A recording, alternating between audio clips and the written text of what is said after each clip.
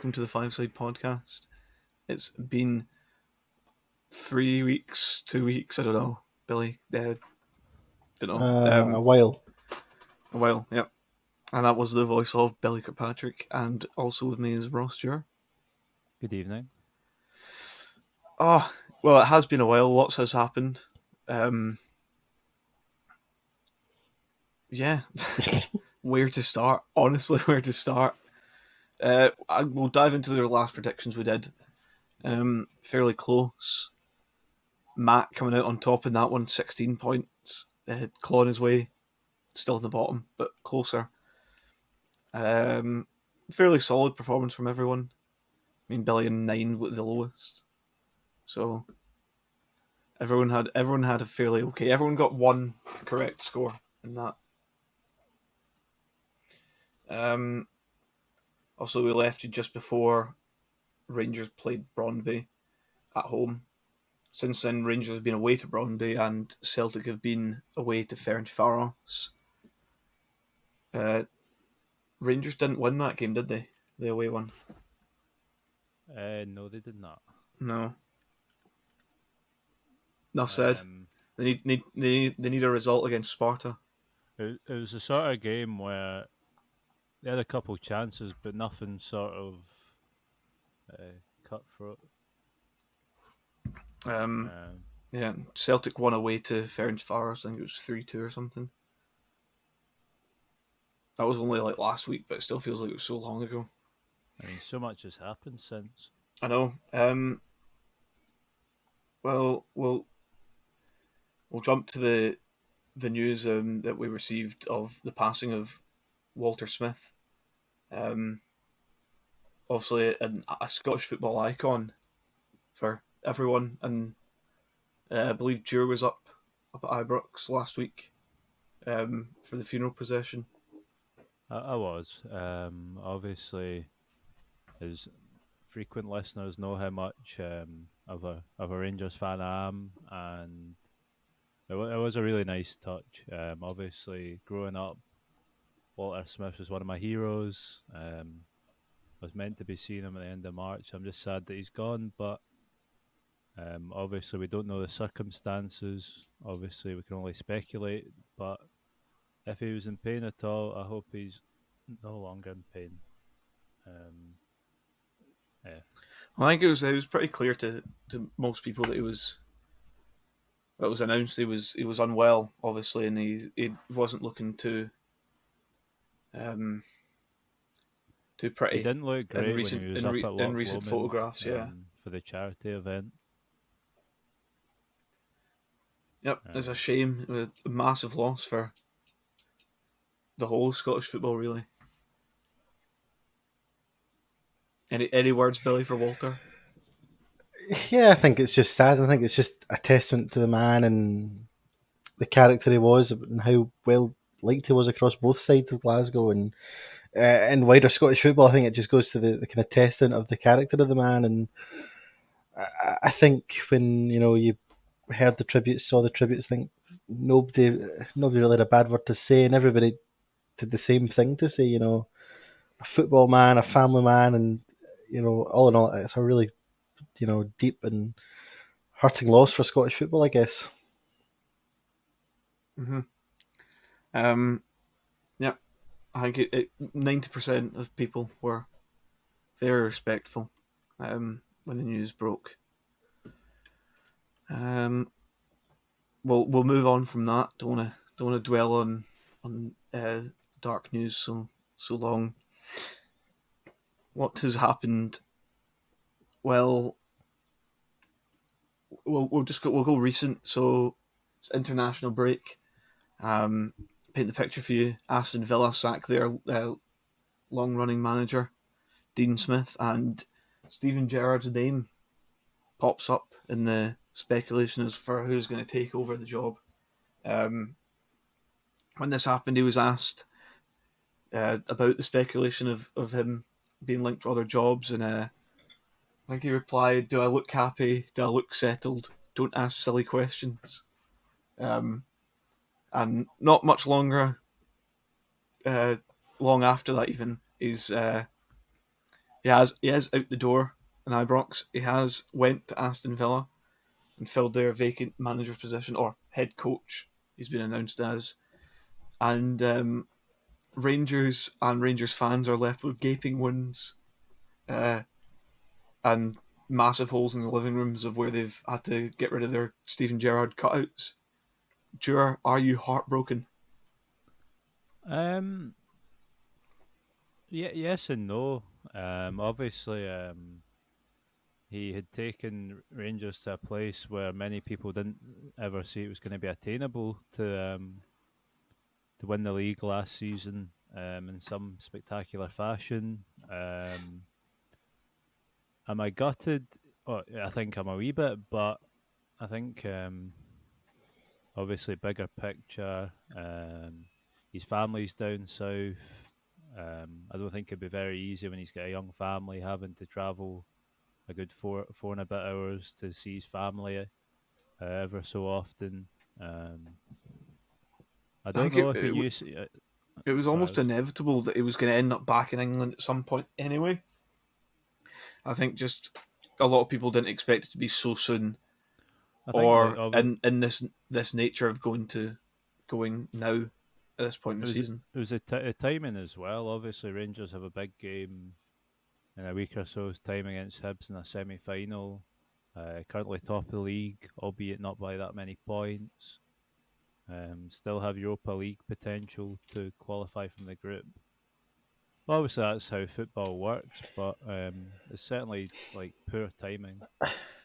The only good timing about it is the fact that it's an international break, so it does give Rangers the time to find their next man before their next game, get him in, and he can meet the players that aren't on international duty. Is probably the only good timing of it. I mean, I think for me, I think Stephen leaving. I see it in two sides. One, I see it as an opportunistic man who's taken an opportunity in a bigger league. I'm not going to say bigger club, in a bigger league, more exposure, more to play with, better quality of players. I see it from that side. What I see on the other side, though, I see a manager, in my opinion, who, okay, he did a very good rebuild at Rangers, turning what was an absolutely dreadful team into a very good team. But is he some sort of messiah? No, I don't think he is. Life will go on. Rangers will go on. They'll get another manager who, if they get the appointment, will do a very good job. I would say probably similar to Stephen, because with all due respect, I think he's been vastly overrated in his time in Scotland. I think, from my perspective, although a very good manager, and this is to many listeners, are gonna sound bitter, but I don't mean it in the way I'm gonna say it. As at times he was rather one-dimensional as a coach. It's very predictable. He just played the same way all the time. Um, I think perhaps a new manager with fresh ideas may help rejuvenate the team. I would say I agree with Billy in terms of. I wouldn't say in his whole time he was overrated here No, no, because no. But in his first two seasons he took a lot of stick from Rangers fans. There was times in those seasons where they were asking the question about whether he is good enough to be the Rangers manager.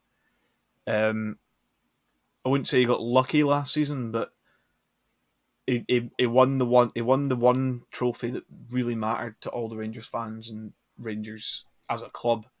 Um, and it kind of dug him out the dirt a little bit because before then he hadn't. There was nothing overly inspiring sort of came from his tenure I before think that. that obviously the season before, we played nice football and then just shat the bed after January. Mm-hmm. Um, it's interesting because obviously over Steven Gerrard's tenure, Celtic have spent double the money that they spent 66 million while Gerrard was in charge, and Rangers spent 33 million. obviously we've now seen Rangers' abysmal financial numbers. Oh, Um, that's where the financial numbers show where Celtic sort of recoup the money that they spend, because their profits from player sales are like Mhm. immense in the last few seasons. Um, Certainly, I do think, regardless of who takes over, Rangers will need to sell one or two minimum. I think whoever takes over has got sort of Rangers have rebuilt from like coming back into league and cycling a couple of managers and then eventually like settling on Gerrard. And I think, and then they won the league last season, and it's almost like they're sort of in a new different cycle now. So they've got a few players that are out of contract at the end of the season, Mhm. not looking likely to sign new contracts. And they've got some dead weight kicking about. Some players that have been there for a while, and just some players that they've got some good talented players, but you can see the likes of them being snapped up in the summer or in January Yeah. even. Especially with a manager just going out the door, Uh, it makes it easier for clubs to sort of bargain and get players. for me, I think, and people know I'm not a Celtic nor a Rangers fan, so I'm very much in the middle in this. I, I think Rangers really could struggle now. You mentioned the financial statistics doesn't look great. You've got players, you've got a fairly aging squad with three or four younger players to kind of At, complement at, that. at parts, yeah, it is fairly aging. Yeah, Um, Gerard obviously has worked with these players for a period of time. He knows exactly who's going to go after in January and the summer. And with Aston Villa, he'll have a budget which will entice Rangers to sell, because Rangers will need to sell in order to minimise the impact. But and I will go on record and I'll say this: if Rangers don't get the manager appointment right and they don't get the January window right, Celtic will win the league, 100%. O- Obviously, we're going to speculate, and the bookie's favourite at this moment in time is Giovanni Van Bronkhorst. Um, he is allegedly meant to be arriving in London tomorrow. yeah, I've seen that as well. To get the deal over the line. I think could be an interesting appointment. Obviously, he done quite a good job with Feyenoord. His record in China wasn't overly impressive. I think Um, he's one of those ones where it's probably a bit more of a gamble than you'd want to go for if you're in Rangers' shoes. Um, with a manager leaving mid-season, you I wouldn't say you want to go like safe, like a complete safe bet, but I guess you almost do want someone to come in that's just going to quickly steady the It, ship. it does pose the Um, question, though: do Rangers have the financial acumen to go out and get a top manager? Do they? well, probably not. So I, I they're stuck sort of relying on ex SPFL managers or sort of like ex players, club legends sort of stuff. I don't think any of the current SPFL managers would get anywhere near the Rangers' job. To be honest, No, um, for me, there's none really. I Um, know the talks are obviously Frank Lampard also being interested. Apparently, he's going to get interviewed. I But think for me, the issue with that would be him, too much of a Gerrard style yeah, appointment where it goes back. It's too much of a step back. It's another, like he's it's a also like step sideways. yeah, he's managing the Premier League, but he managed with such a rich club in the Premier League.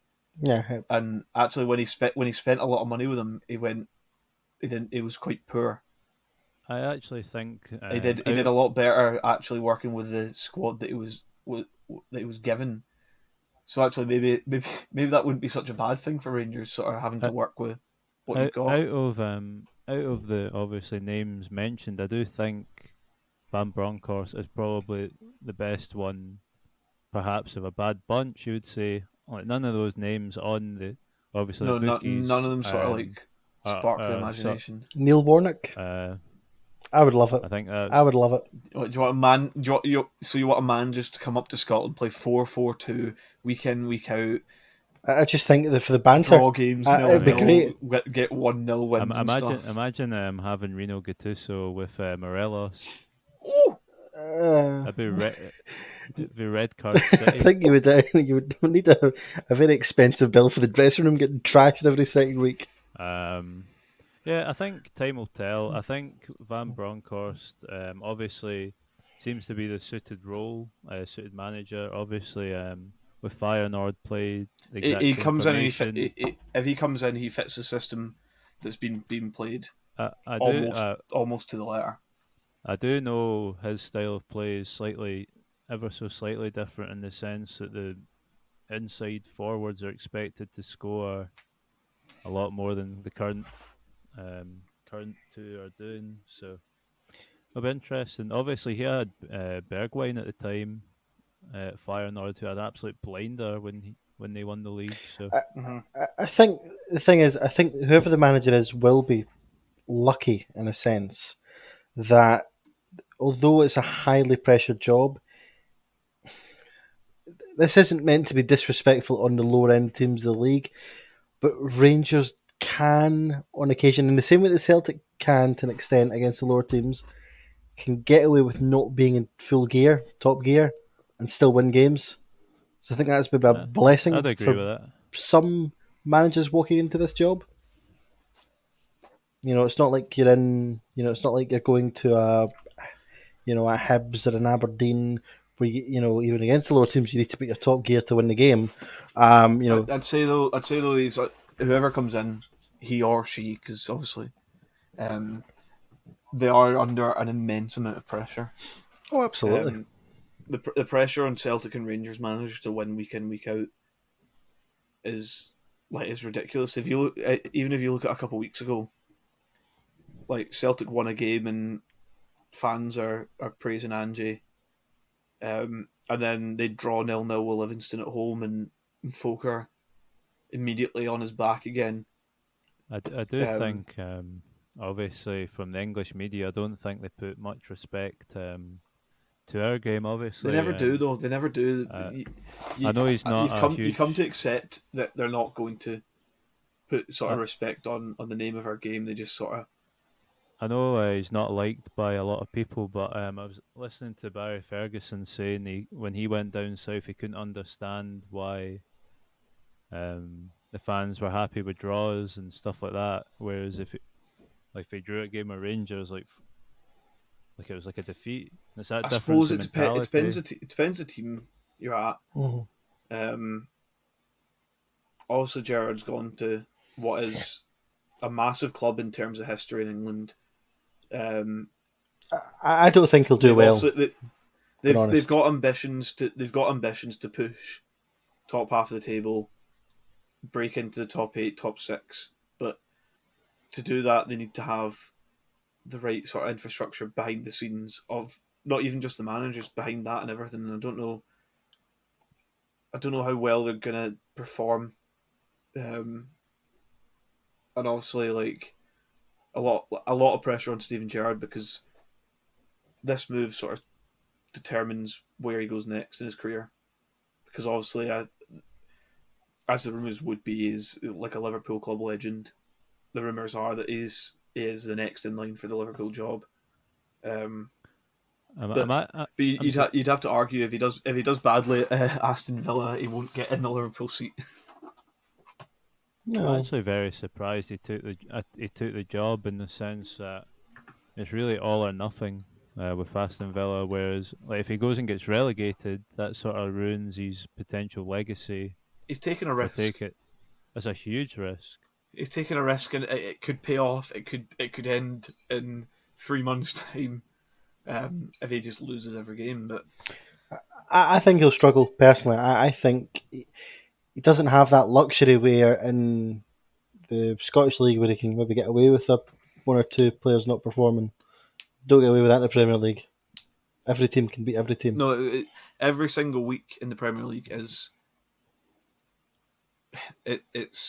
you're playing a very good quality opposition. I, I know I we can sit here and go, "Oh, Norwich are terrible, Burnley are terrible, Newcastle are terrible," but at the end of the day, they're top clubs, like week in week out. And even if you are playing like a bottom end team, they're still fighting for something. They're fighting for more than a lot of teams in Scotland really fight for a lot of the time.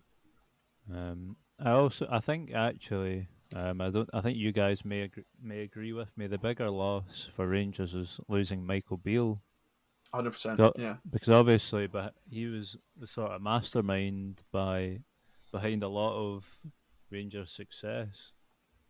I Obviously, think it's well known that he is the man with the plan, really. obviously, it'd be interesting to see how he does down south. Obviously, had great success at Sao Paulo, etc. So Yeah, but very Yeah, interesting. Yeah. it, I don't know. We'll have to wait and see. Obviously, it's international break right now, so we'll see if Gerrard can turn Villa's season around. Next, well, starting after the international break, see what he can do, because he does. He's got some very good players at Aston Villa.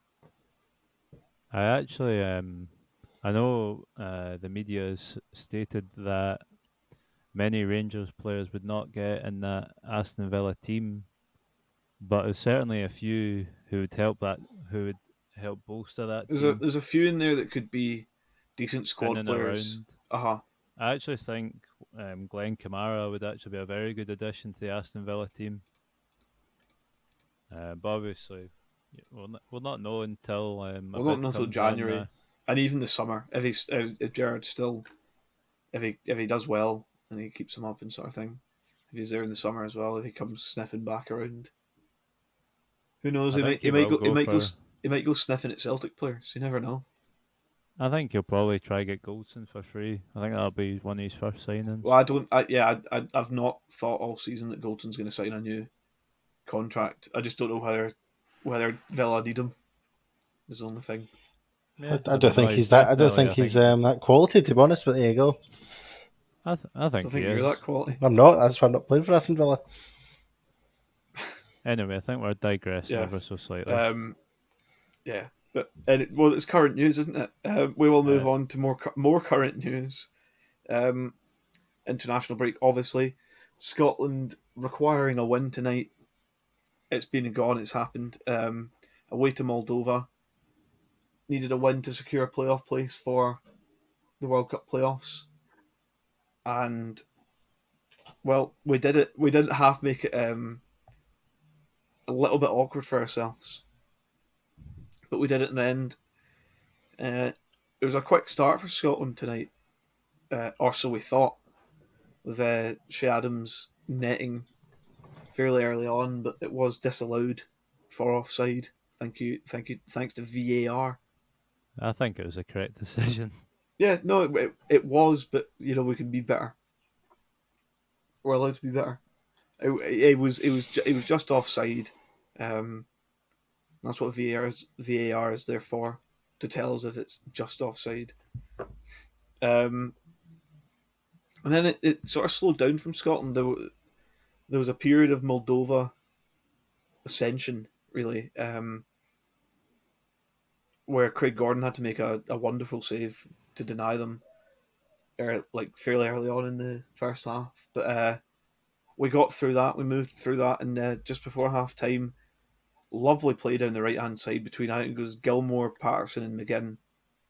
I think Gilmore plays McGinn, and McGinn lays it in like back into Patterson's path. Takes a nice touch and then unleashes a nice wee left-footed shot, and the goalkeeper has no chance. It was a lovely finish. It was just nice play, and we like to see nice play. That like just you like having wee link ups, and personally, Nathan Patterson's made a hell of a lot of difference over what Stephen O'Donnell brought to that side. Obviously, like I've posed the question in the past of of calling of, or maybe not. I'm fine with calling him up, but I do. There's I have a slight issue with playing a player that doesn't get many minutes because it does run the risk of injury a bit Yeah, more. to be fair, you could say that. Well, obviously Liam Cooper's not playing very Yeah. much, and I actually, I know this may upset long-time Stephen O'Donnell fans like Craig, but I would have Ralston and Patterson as They the two should in the be. team. They should be. Y- There's no question about it at this point. Steve Clark, he was probably right enough earlier in the season when he said that Ralston hadn't played enough. But like, what I mean, he he's took had a a chance constant. in Patterson, No, I mean, and he's proven to. Big Tony's had a constant run of games in the Celtic team now. Good games at that. like He's been one of the most consistent performers in the league so far this season. I just don't see how he can't get called up at this point. to be fair, it did take absolute ages to get Patterson in the team. So God, Steve's gonna have And a Gilmore as conniption well. at this point. He might collapse if we try and indicate any more bright young talent to get in the team. And with Scotland, we don't like bright young No, players. the old guard. That's what we want. What's Kenny Miller do? Christ. Where's Chris Boyd these days? Oh, don't. No, but it was nice. It was nice to see Nathan Patterson finally get his first goal. And yep, we went in 1-0 up at half time. Came out after half time and we were thinking, get a quick start here, and then maybe we can look at getting some tactical bookings for players that are one away from a suspension. Come out after half time, Nathan Patterson starts us off nicely with the tactical bookings. He gets one, gets himself suspended for the Denmark game, but he will be available again for the playoff. Bit of a sort of quiet period, a few sort of wayward shots went, and then down that right hand side again, yeah, delightful play between McGinn and Patterson, and McGinn plays it lovely through to Patterson, and Patterson just back across the face of goal for Che Adams to finally finish his dinner. Yeah, I actually felt Che Adams had quite a good game tonight, but some of his shooting was not ideal. He did so in the pre-match build up on Sky Sports, he did exactly what they were wanting to do, but he was taking the ball in, he was playing it out to his runners that we were getting, and Armstrong. He was getting into good sort of goal scoring positions. He just found himself being unlucky in a lot of moments, whether being offside or just sort of not having a great touch and just sort of things. But he got the monkey off his back and he scored a goal tonight. Yeah, both our goals I think came through some really nice bits of football, which is something we sort of don't see often with Steve Clark's Scotland side.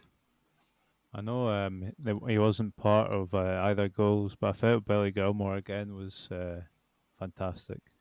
Yeah, maybe a few sort of weak moments. To be expected In though. midfield, Hadn't played a game for a he month. he could do with doing the John McGinn training routine and I beefing feel those also legs up a bit. Tierney was phenomenal at points as well. Honestly, a lot of the players in there tonight were just like playing like that was a playoff game, like it was a cup final sort of thing. I have to say, I thought Scotland actually looked quite good at points during the game. Don't get me wrong, there was wee spells, but see for the vast majority of the game, I actually controlled the ball nicely, looked for space, and played quite nice stuff.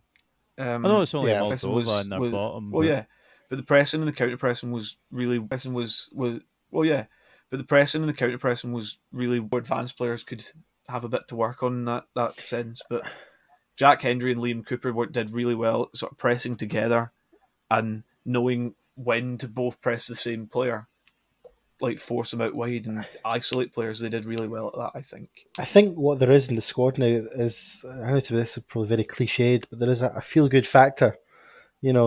Players are going into games thinking, actually, we can win this game. We can, even the fans are going in thinking, yeah, we can win this game.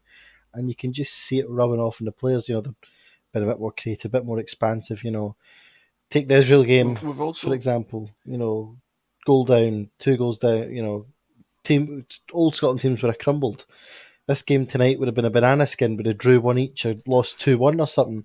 No, players dug in, won, got the result.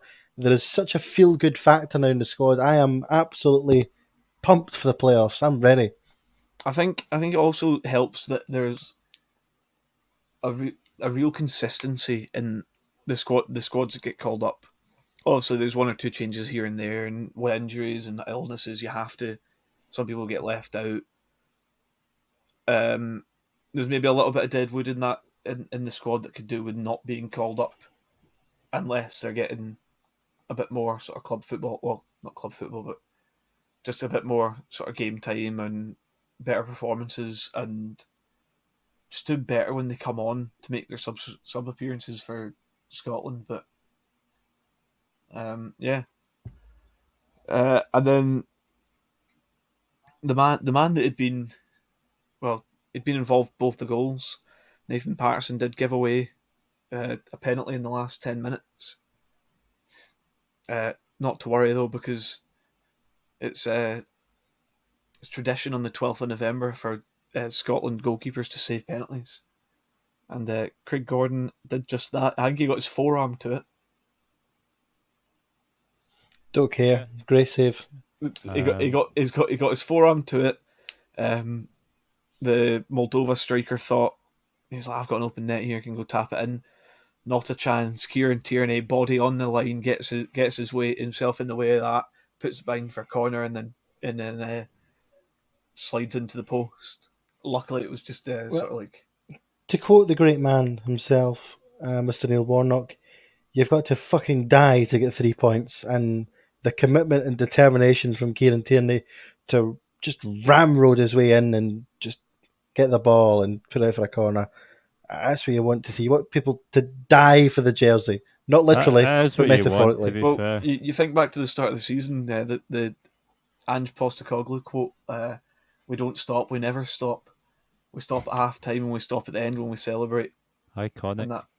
And that's what we saw a lot of it tonight from Scotland. There was no sort of hanging around from anyone at any point. It was always pressing, always looking for passes.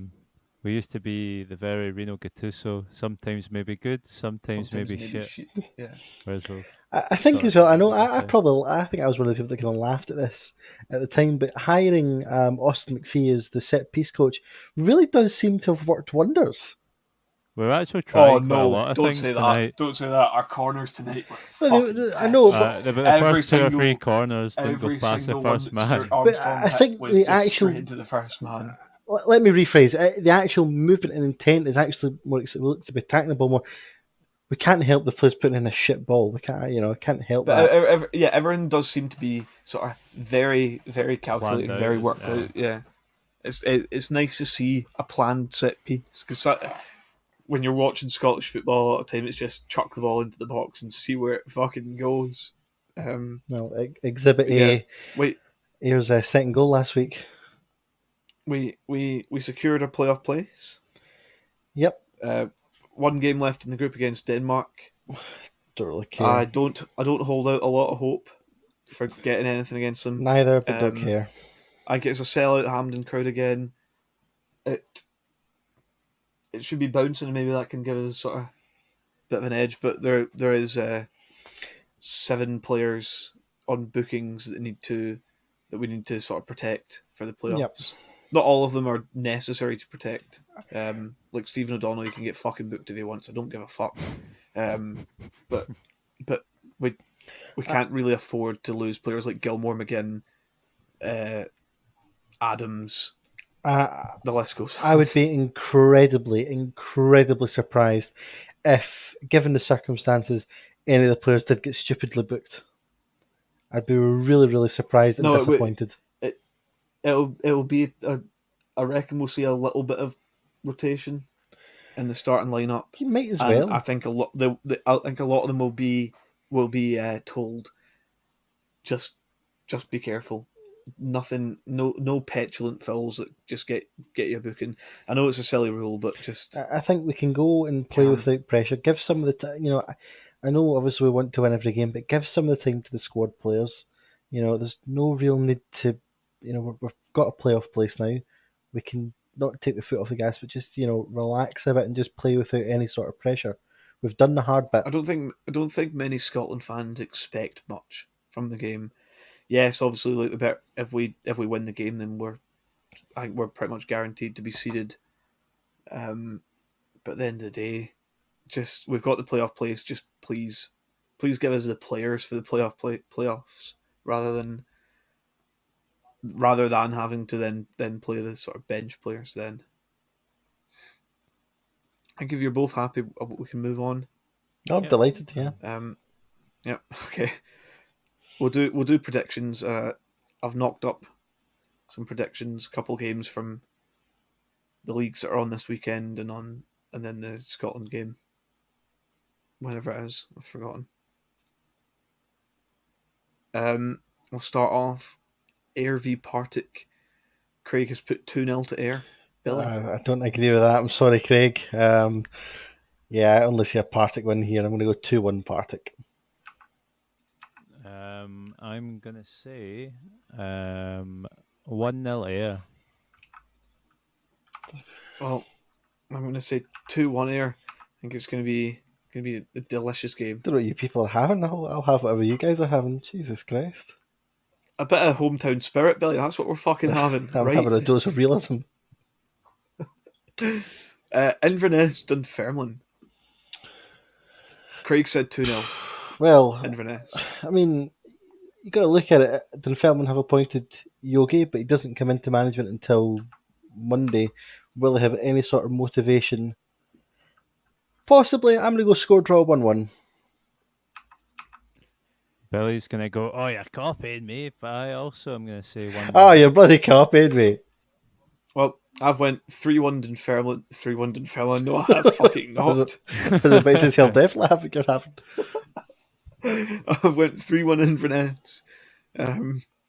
Maybe once Yogi's fully in the door, Dunfermline will pick up and avoid relegation, but we'll see. Next up, Morton Kilmarnock. What did a good thing Mr. Craig go for? Craig went for 3-1 Oh Kilmarnock. my god. He went for a Kelly win. No, I have to agree with him. 2-0 Kelly. I'm going to say 3-1 Kelly. Oh, look at that. He's copying Craig now. Got big Craig. I've went score draw. I think it'll be slow day at the office for Kilmarnock. Next up, we move down the league. We go to Cove Peterhead. The Trictor voice. I don't really know. League One is such an absolute bonkers league that to try and make any sort of rational prediction is almost impossible. But Cove, with home advantage, are going to win 3-1. Craig said 3-0 to Cove. I'm going to say 2-0. I've also said 2-0 to Cove. Next up, Queen's Park Clyde.